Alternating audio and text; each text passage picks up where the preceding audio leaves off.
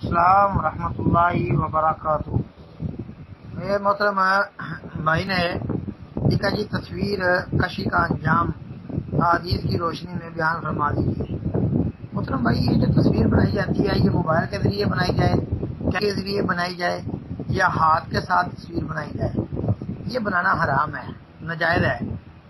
کچھ لوگ کہتے ہیں کہ جو ہاتھ کے ذریعے تصویر بنائی جاتی ہے نا وہ حرام ہے، موبائل پر بنائیں تو جائز ہے۔ محترم بھائی، موبائل کے ذریعے بنائیں یا ڈیجیٹل کیمرے کے ذریعے بنائیں یا ہاتھ کے ساتھ جو ہے وہ کاراگری کریں بنائیں، یہ ساری صورتوں میں حرام ہے۔ حتیٰ کہ یہ جو ویڈیو کی شکل میں تصویریں آتی ہیں، یعنی ویڈیو بنی ہوتی ہے، اب وہ بھی درست نہیں ہے۔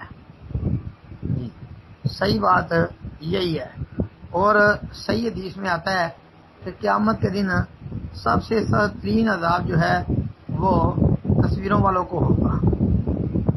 اس لیے یہ بہت بڑا جرم ہے، اس سے اجتناب کرنی چاہیے۔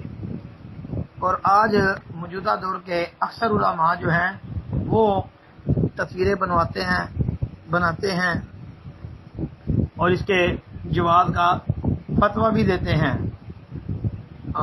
کوئی کہتا ہے کہ جی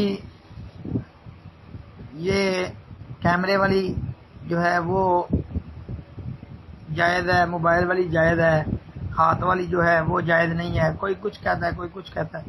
بہرحال جناب نبی کریم صلی اللہ علیہ وسلم کے صحیح فرمان کی روشنی میں کوشش یہی کرنی چاہیے کہ تصویر وغیرہ بنانے سے اجتناب کرنا چاہیے۔ السلام علیکم ورحمۃ اللہ وبرکاتہ۔